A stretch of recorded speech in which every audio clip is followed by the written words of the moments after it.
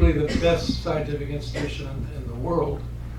It's interesting because it's small by any modern standards, but they have a culture there that is extremely powerful, and it's total involvement on the part of the professors and the students. When a student walks in the front door, even though you're a kid that really doesn't know much, you're immediately almost treated as an equal. And if you have an idea, or Linus Pauling has the idea, or Richard Feynman has the idea, or Roger Sperry has the idea, immediately becomes in the mix, and everybody can contribute to it. And the norm also is that people are always challenging you. Well, that's an idea, but it's a good one. So they want to know the importance of the idea. They try and they ring you out on that. Anybody can have an idea, and anybody can do an experiment. Gazillion experiments are possible in every field, but it's an important one. And that sort of norm mixes with the people, and it becomes a big part of the life of science. And then on that just general point, it's also just a hell of a lot of fun, or you can make it fun. You can have a whole secondary area of interest. In my case, when I was a young student, I was interested in politics of a kind, which is basically I like to fight. I like to see the fight. I didn't like to be in the fight, but I like to see it. And so I would put together in those days conservatives and liberals and have them hash it out. And so can't believe I did this. My opening of this, as a graduate student, I hired out the Hollywood Palladium 3,000-seat auditorium, and I somehow got Steve Allen and Bill Buckley to debate the foreign policy of John Kennedy. And that would lead to potential lifelong indebtedness of the contracts I signed as a graduate student. And the night of the show, only 200 tickets had been sold, but Steve Allen had told me, don't worry, if I was playing Tiddlywinks, 3,000 people would show up. And sure enough, 3,000 people showed up. I was solvent, and the show went on with great success. The little cute sidelight is sitting in the front row was Groucho Marx. So just like this, Buckley spots Groucho in the front row, turns to Steve Allen and says, let's face it, the foreign policy of John F. Kennedy might as well have been written by the Marx Brothers. At which point, Groucho stands up with his cigar, does a promenade around, the place goes crazy. And soon after I hung up my political interest, but there was an impresario, Saul Hurok. Anybody remember Saul Hurok, how he used to put these things in? What I abstracted from that was that was needed in academic life, just straight old science. So I did that with the topic of cognitive science, and I tried to marry that to neuroscience, and so we started this field called cognitive neuroscience. And we would have regular meetings where the two camps were in the room. I would take them away to some nice place like Venice or Morea or Paris or somewhere. And they would be for a week alone, and each scientist, there were always 10, there were 5 days, so one scientist got half a day. And they would start in on their pitch, and they'd get a couple of minutes into their pitch, and all the other 9 would jump on them. And it went on. There were fabulous meetings, and everybody contested that. And out of that came some new fields, one of them being cognitive neuroscience. So that's the fun part. But what's the science part? So when I arrived at Caltech, the fundamental work on animals and the split brain phenomenon had been done. A guy by the name of Ron Myers and Roger Sperry, my mentor, had discovered that in cats and monkeys, that if you split their brain, you cut this thing called the corpus callosum that connects your two half brains, and you trained one brain to know something, didn't matter which one, trained one brain to know something, and then you tested the other, they found out the other brain didn't know anything about it. So that gave rise to the notion of a split brain, two minds, what have you, and certainly true for the cat. and certainly true for the monkey. And while that was all going on, the assumption was, for some real reasons, that that just for some reason wasn't going to be true for humans. And there were two main thoughts at the time. One, there's a clinical condition called callosal agenesis where people are not born with this structure. And that happens a very small percentage of the population. And what happens when they grow up? Well, a lot of people don't even know they have it. But if you do identify patients and you bring them into the lab and you test them, the sort of striking disconnection effects that one side doesn't know what the other side is doing is completely absent. There's total integration across the hemispheres, and they don't seem to have any effect at all. And it led to the famous psychologist Carl Ashley concluding that the corpus callosum was to keep the hemispheres from sagging. That's where we were. And then there had been, let's see, 40, 50, 60, there were 20 years earlier, a surgeon, a neurosurgeon, and a neurologist in Rochester had operated on some 25 cases of cutting the callosum in humans, patients who had epilepsy, and the notion was as simple then as it was, and the logic of it was as simple as then as when it was when Bogan used it, is that if you had a seizure, maybe if you cut the brain in two, the seizure would stay localized to the brain, half brain it started in. The other side would remain seizure-free, and then when the seizure occurred, one side would be seizing, but the other side would be normal, and maybe there would not be a generalized convulsion, and maybe consciousness would not be lost, and it would be good for the patient. So they had done that 25 or 6 surgeries, and they had tested the patients for things that should have picked up split brain effects, and they got nothing. Zip, didn't work. And as you look back on it, you can come up with explanations, but you would have thought they would have picked up something. Something just wasn't right. So along comes this perfect storm where I show up to Caltech as a young graduate student. Bogan, the young neurosurgical resident, decides to go back and look at all those Rochester cases, see if there's a solid rationale for operating on epilepsy, determines there is, finds a patient who badly needs some additional surgery because the medications were not curing his epilepsy, and he was having grand mals 2 or 3 a week. And then this split brain question that Sperry's lab was certainly deeply into and was interested in. So all those things came together, and bingo, before you know it, WJ, which is the initials of the first patient, it was operated on. We first tested it preoperatively to see how everything was connected, like it is in you and me, and then see what might the effects of the surgery be a month or 2 later. So he comes in a month or 2 later, his brain has been split. He's now a subject, the first patient that has really been carefully worked, and been carefully, would come to be carefully worked up over the next 10 or 15 years. And I remember the day vividly. We rolled him into this room in Caltech, and I had, it was one of these rooms where they didn't put the ceiling tiles on like they have here, and the pipes are all running back and forth. And I had looped a string around the pipe, and I hung up a screen. I got a frame for a picture, and I strapped some translucent material on it, which I could use as a projector screen. And I hung it from the ceiling, and I wheeled the wheelchair up, and there was this thing dangling there. And there was a dot in the middle of the screen. And this is where I have the dialogue of it in the book. But this was going to be the big test. So you tell WJ to fixate the dot, and I was just going to flash, first of all, just little dots of light that you see them. And so you would do that, and here's all you have to know about visual neurology. If I tell you to fixate a point, everything to the right of that point goes to your left speaking hemisphere.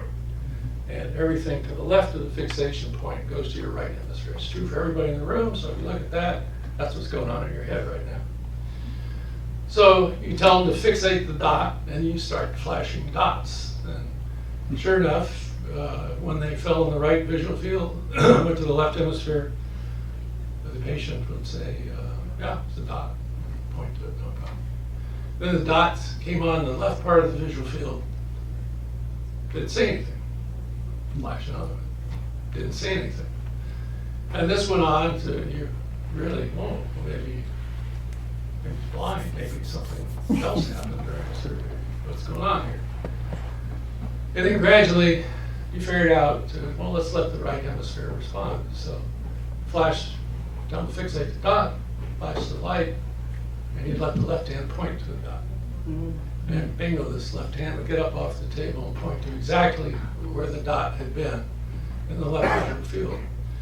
So then you were on your way. You knew that information projected to one brain was not getting over to the other. You knew you were at the beginnings of discovering what would be the split brain condition in humans. And it quickly became evident that what that meant was you could split the mind. You could take this thing that you and I cherish as a unified whole, and by making this section, you got two of them. It's what? How? What? It's shocking. It's stunning. I can remember the moment in the room where he just went, how does that work?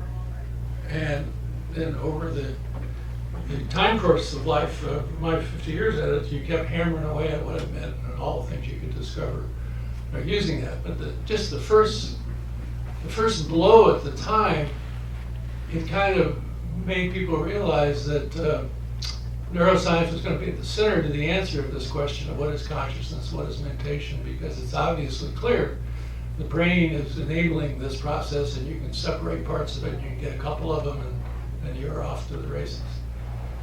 So we did all that, and over the years we learned all the specialized functions of the hemispheres. The left one, of course, had language and speech.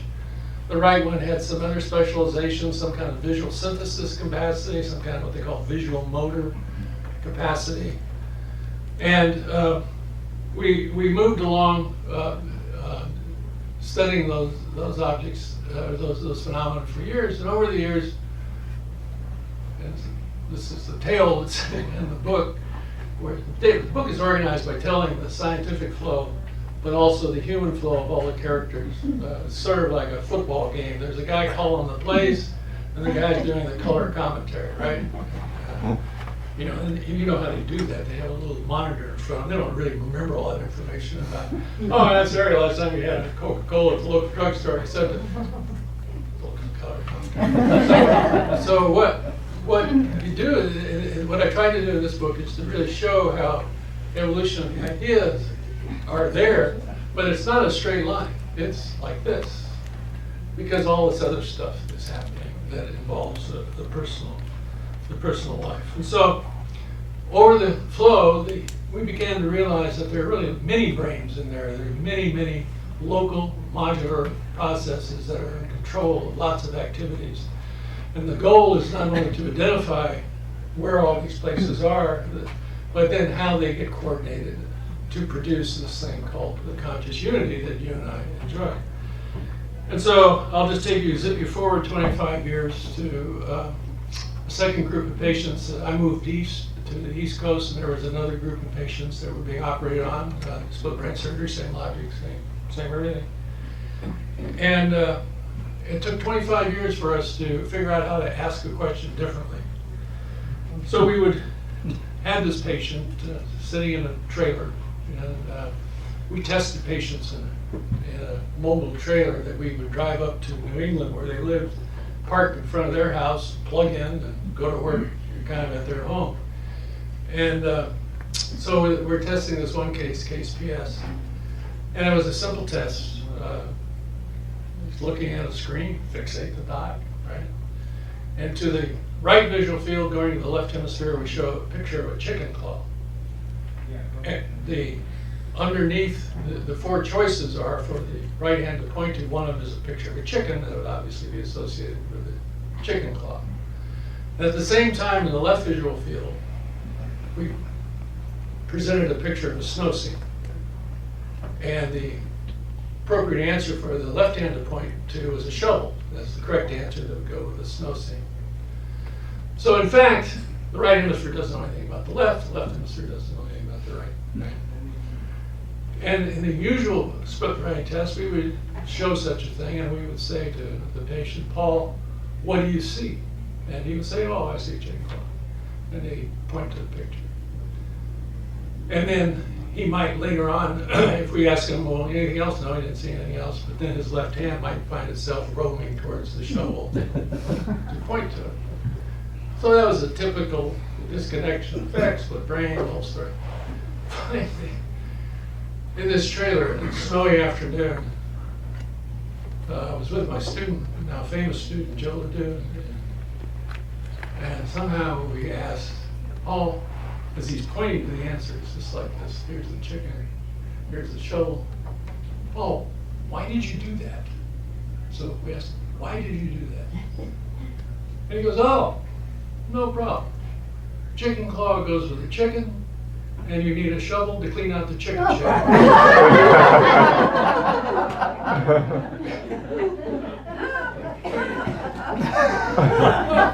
How could we have missed this for 25 minutes? And so there he was, and then subsequent tests and all kinds of stuff. Now, left hemisphere, your left hemisphere, my left hemisphere, has this little module, we're going to call these same modules, that interprets the behaviors that are actually produced by us. Felt states, we can do this with emotions. We can kind of peekaboo into your right hemisphere. It makes you anxious or make you happy with various kinds of stimuli. And then we can ask your left hemisphere, so what's going on? And whatever you say is colored by this emotional tone that we've set up in the hemisphere, and you have no idea why that happened. So you realize that this interpreter is constantly interpreting our fluctuating emotional states into a narrative that's consistent with what you're doing. And you find yourself doing things, why am I doing it? You ask yourself kind of metaphorically. And it answers, and you didn't have it then. There is this thing that seems to produce a unity to the what has to be all these diverse responses, fluctuating things that come out of us as a result of normal brain organization. So that, you can go a long way with that, and there's lots of ins and outs of that which are in the book. But just so I don't talk too long and you get time for questions, I just want to make a couple other points about as careers go on, you get asked to do other things.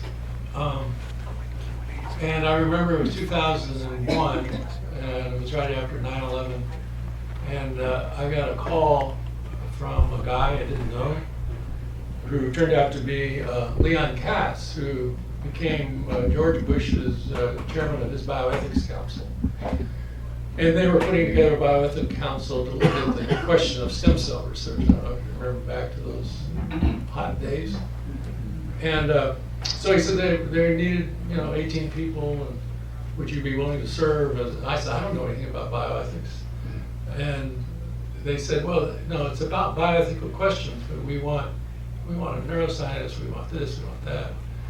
So you represent neuroscience. I said, okay, all right, fine. So I did it. And it was a fascinating experience because it forced you into issues that everybody in this room thinks about and has to come to their own decision about, but you usually put on the back burner. So things like the moral status of the embryo, euthanasia, drug enhancing, pre-genetic diagnosis, free will, memory enhancers, go on, the list is endless. And all these things have bioethical dimensions to it and important. And so to Cass's credit, I've always felt, the committee was not one of these academic rubber stamping, everybody in the same room has the same idea. It really reflected the diversity of the population's thought about life.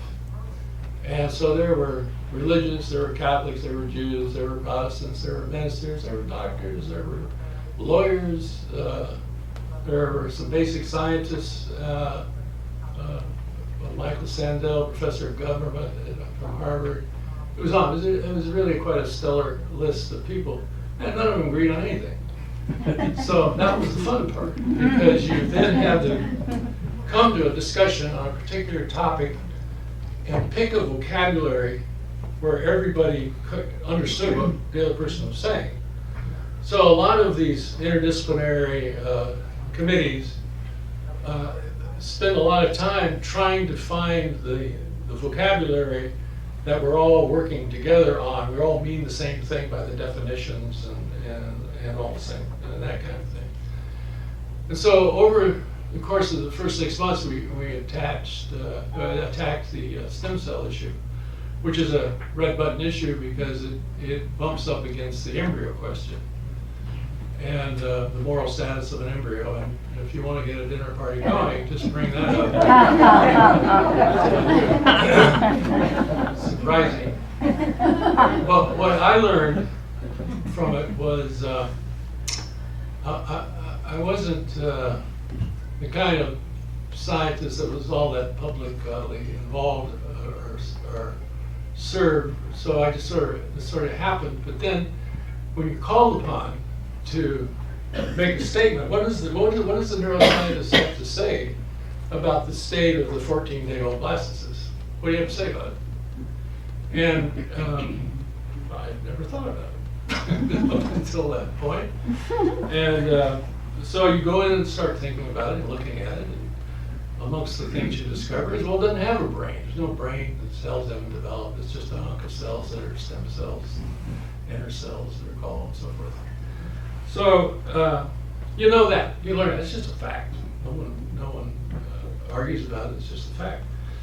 So then what happens is there are people who are accepting of the fact and people that aren't accepting of the fact for prior beliefs they have and a larger picture about what the significance of that is. And what happens is you're now on the slippery slope of becoming an advocate. Because you say, wait a minute, it doesn't have any brain cells. You know, that's the deal, that's the fact. And you know, we talk about all this other stuff, but that's the fact.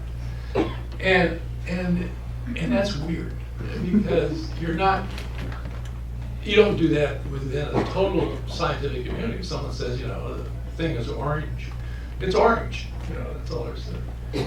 So it becomes, this is just, I write about it in the book and where it all went and so forth, but it becomes a lesson in when you can bring to the table objectified scientific data that is not biased, it's not cherry-picked, it's not this, it's just what people know about that topic, whatever it is. There's a million of them. You know, you realize that doesn't necessarily mean it's going to sway anybody.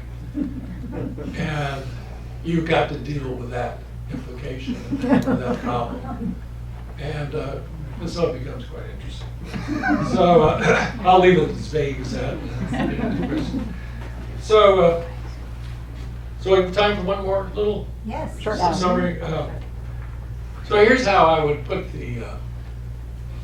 where the my daughter's in the film, where the money shot is. So the money shot is for neuroscientists to come to grips, I think, with the following kind of question. The difference between the concept of supersede and supervene. Let me tell you what I mean by that. So my mentor, Roger Sperry, back in the 60s, wrote a paper he presented at a conference at the Vatican, where he pointed out this sort of argument that sometimes the configurational properties of a system take over and chase around the very elements that produce the configurational properties. So in a molecule with all the atoms and everything, that come together into a particular molecule which has a three-dimensional configurational property which becomes very critical in understanding how that molecule will behave. It's the configurational properties that define it. It's not the atoms. You can't get there from just looking at all the atoms, even though the atoms are all there making the configurational property. So the configurational property supersedes and becomes part of the causal mechanisms of whatever that molecule is involved. So he says that's, in the brain, the same thing. You've got the physical system, the physical layer, producing mental states. And the question is, $64 question, do those mental states supersede and come back in and have a downward causative force on the brain? Okay, people talk about this in terms of emergent phenomena, mental state, and has downward causation. That's view one, all right, supersede. Not many neuroscientists like that, because it sounds like you're sneaking a spook into the system, right? There's something in there that isn't completely amenable to reductionist thinking. Then there's supervene, and supervene are kind of come out, I like to think of it as they come out from engineering training. Someone says build something. You say, okay, we'll build this thing, a clock, pocket watch, cotton machine, you name it. You build it, and all parts interact, and it produces a function, whatever that function may be. And that function falls out from understanding how all those parts interact. Full end of story. And that's supervenience, that something comes out of the arrangements of the elements into this larger global picture. But that doesn't do anything. It's the moving around of the sub-elements that changes everything at the global level. And that's called supervenience. That's how I would think most current neuroscientists think about the problem. Now, the question is, who's right? And depending on how that argument goes and knowledge is gained on that distinction, a lot of future neuroscientific results will be interpreted and will be dealt with. So it's a very important task, and it's extremely important because, as you know, it's all well. There is this new brain initiative President Obama announced, and people are gearing up for it. All kinds of discussion and money slowly flowing into it. This discussion will have to be had if we're going to finally reach the final goal of what we're all trying to do here, which is understand why we do the things we do. So why don't I leave it at that, and then happy to answer any kind of questions you have. When you have a left-hand or right-handed person, does that change which side of the brain is most dominant? Or, for example, you said the left side was more of speech, yeah, and the right side was more visual. Yeah. Supposing a person is left-handed, would that hold true? Sometimes. Sir, could you repeat the question? Yeah, so right-handed, left-handers, are they different people? Yes, they are. Oh. But, excuse me, one second. But, so they work on this problem, and 97, 95, 94% of people read, the population is left dominant, right-handed. The other 5, 6, 7%, depending on who you read, is who are left-handed. 40% of them are right dominant, 40% are left dominant, 20% of them are bilaterally organized. So they know that. So they have different brains, organizations underlying their left-handedness. Now, when you say dominant, what is your definition of a dominant lobe?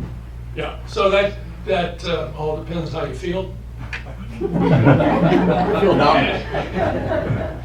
It usually means, in the initial days, it means the left side does the talking and speech, and the right side does other stuff, so it's dominant. But as the years plow on, you realize there are always exceptions, and there's a little bit of speech over there, and there's not a little bit. So we use these wishy-washy terms for a reason. So like in a stroke, if you have a stroke and it affects, say, your dominant portion of your brain, Yeah. what you're implying is that there are other areas on the other side that could be developed to compensate for your vision, for your speech loss, for example. Yeah, it's not it's a hard one. I can tell you just one example. It comes right out of split brain research where you split the brain. Right side does not talk after surgery. Bam, you know that. Can't get it to do anything. In 3 of the patients, after a year, the right side could begin to say a word. In another patient, it took 2 years, and another patient took about 22 years for the right side to be able to say a word. Now that suggests some underlying plasticity there that we simply don't have a handle on how that occurred.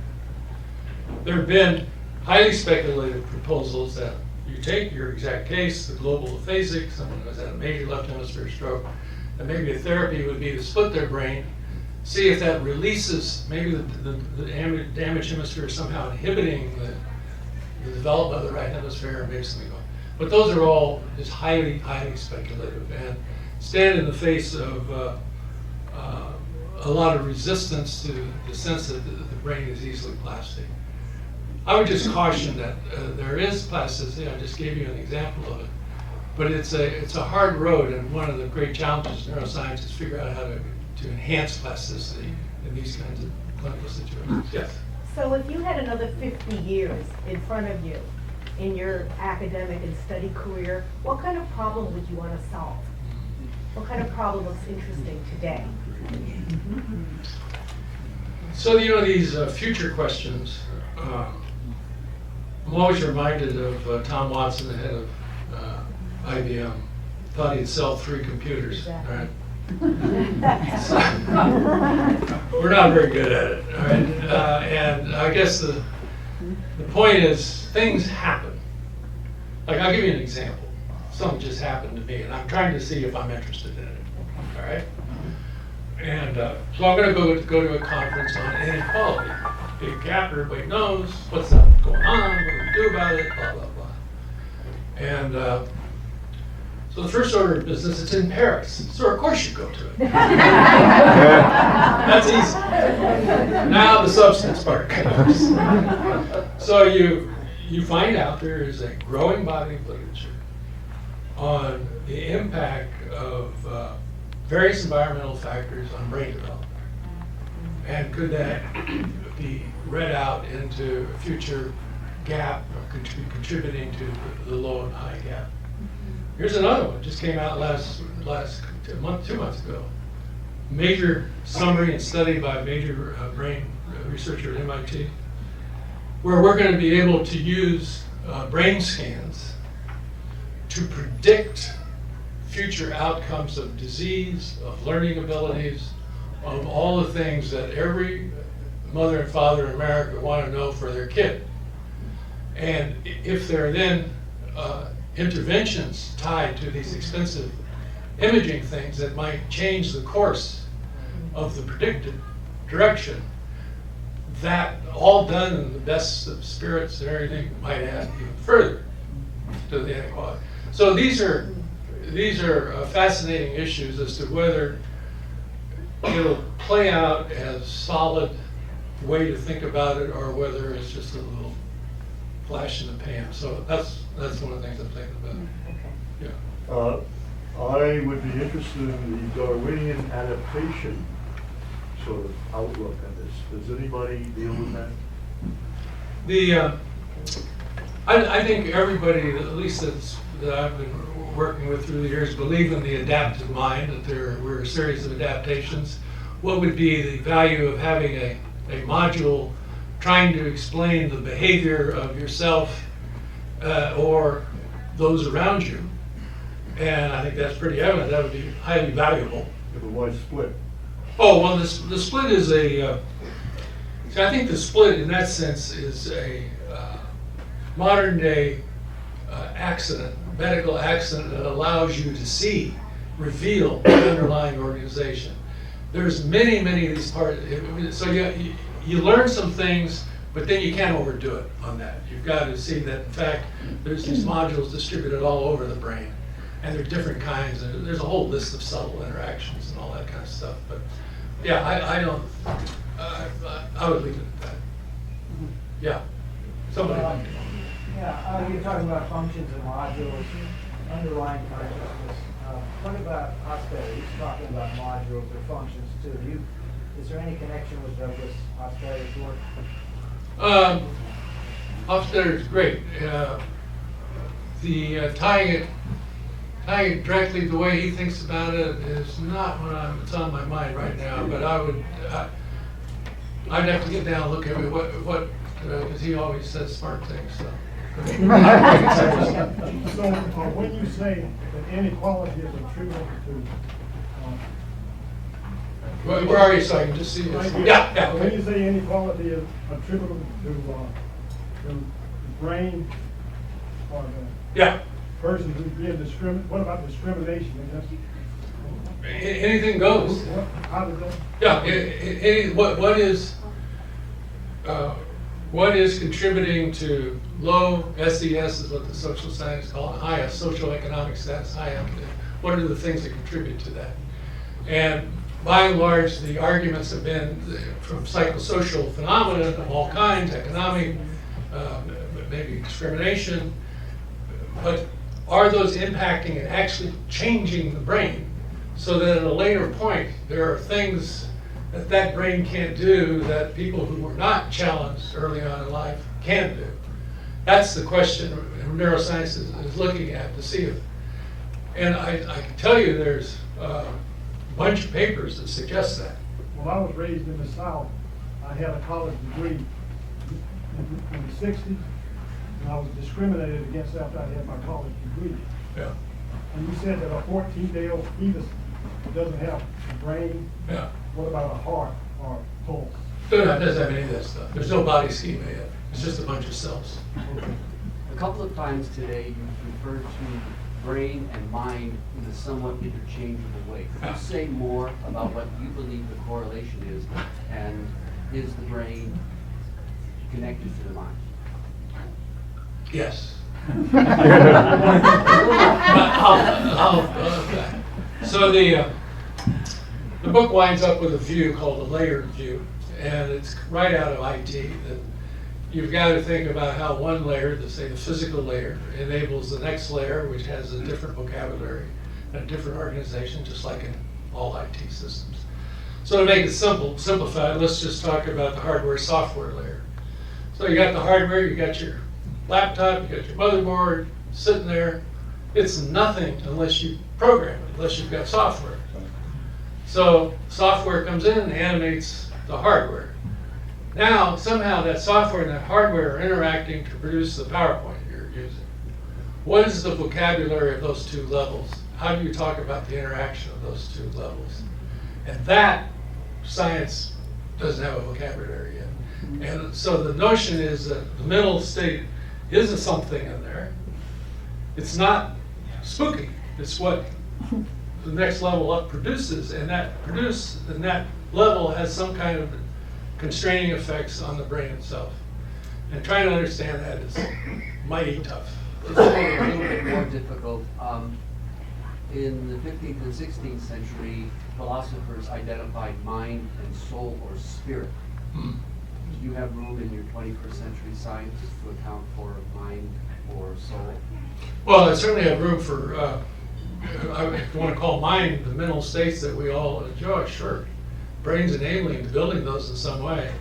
The question is it just in there and it's all controlled by the lower elements, or does that mind, as I say, supersede, come down and have downward causal effect? That's the dynamic we're trying to figure out. Now, going from that to soul is, I don't need that. I want to get the mind and the brain worked out.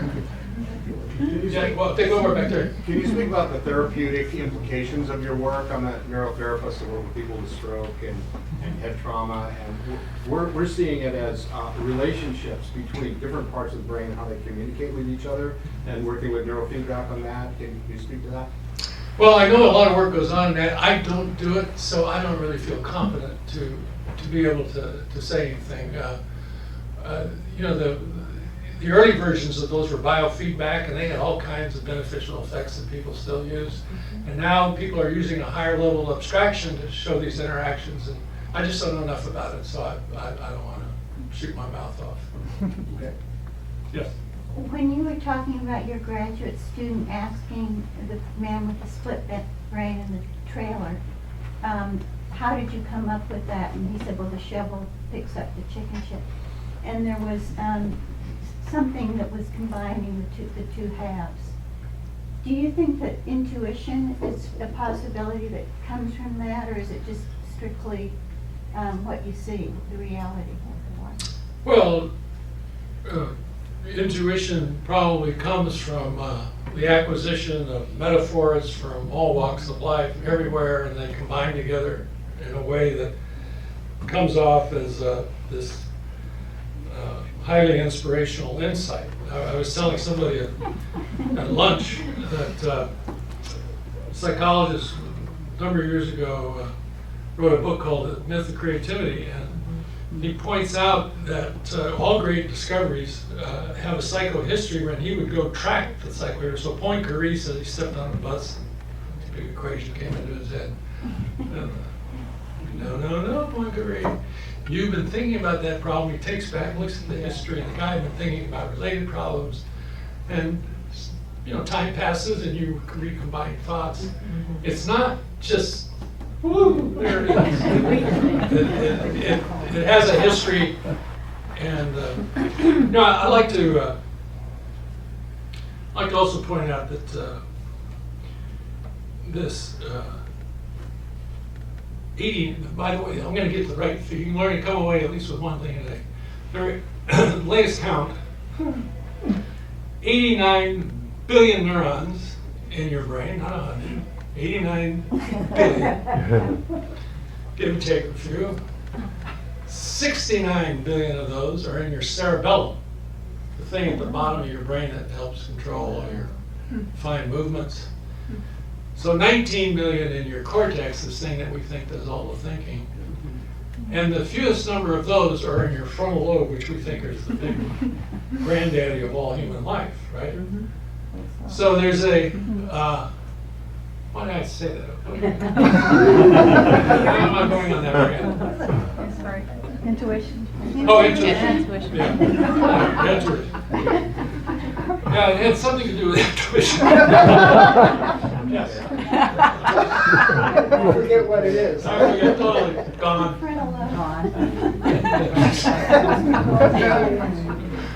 Get to my age, you can get away with that. Now, I couldn't get away with that 20 years ago. So, in talking about how many neurons there are in the brain, is the study of neuroscience in your world, does it also include other parts of the body that have a lot of neurons, like the gut and there's... Oh, yeah. Yeah, so I'm curious how that plays into the work that you're doing. There's this wonderful body of work generated by a guy by the name of Hod Lipson at Cornell. We're gonna make a long story short. He takes cadaver hands, right, and tries to figure out what the neural message must be for individuated finger movements of the hand. Okay, and he figures out that the brain takes advantage of a whole lot of the fact that all the torque in the physics of the elbow and hand can be used. It already knows many of the constraining conditions, so that the message from the brain comes down can be a lot simpler, because it takes advantage of the body state and the knowledge in the body states, and therefore it can have a simpler message. So you multiply that through all the innervations of the somatic system, and you can just see it. I don't think anybody really challenges that. I'm just curious about the language, because it seems like a lot of times when you hear about neuroscience, it's the brain primarily. And so is that being talked about differently as well in terms of... Well, I think, I don't know, it depends if you're talking to enlightened neuroscience or unenlightened. There's a new book out by Bud Craig that will speak exactly to your interest. And I forget the title, but it's really good. C-R-A-I-G. Yes, sorry. This is a really practical question, but my daughter-in-law was diagnosed with possible stroke about 3 years ago, and she went to UCLA Brain Clinic recently, and she was told that the left side and the right side of her brain were not working together well. And so I wondered what that meant in terms of impact of behavior. I don't know. I would have to know a lot more about it than that. I was just curious if it's some simple, like balancing thing because detected by EEGs, there's some lack of simplicity. I don't know if there's not enough information for me to say anything smart. Maybe for one more. Can you Yes. comment on how our dream states relate to the two spheres and the interaction of the two spheres of the brain? Yeah, I was asked this morning, I had an answer, I don't do dreams. We've done one study on splits, and we were asking exactly kind of the question you're asking, what is the dream? Do split brain patients dream differently? And so we did a sleep study and woke them up during REM sleep and asked them, and they responded completely normally. And when we explained this experiment we did to a dream expert, they said, well, did you write down the story? Because there's a content analysis to it. I don't do dreams. It's a complicated field requiring expertise. You just can't be casual about it. One more. Thanks. I've read that the two hemispheres have been shown to be capable of having separate intentions, Yeah. not just motor control. You learn anything about that from your split brain experiments? Yeah, the split brain experiments help contribute to that notion that you can have separate intentions. So we would put up a series of stimuli that, and we had the patient rate their liking or disliking of it. And on the very same object, we'd have two kinds of states. I remember very vividly on test state 1, both hemispheres were rating these topics and their liking of them sort of overlapping. A month later, we did retested the same patient, and the hemisphere was completely different on how they rated everything. And that day, clinically, the patient, as a patient, was agitated, upset, and this, that, and the other thing. It was like there was just this ongoing conflict in them that day. That we had detected that by this little test that we did. So one can imagine the conflict days, you got modules firing away in there to different drummers, and you got to deal with it, so you get agitated. Simple model like that, but yeah, we've seen that. So. Thank you, Mike. Thank you.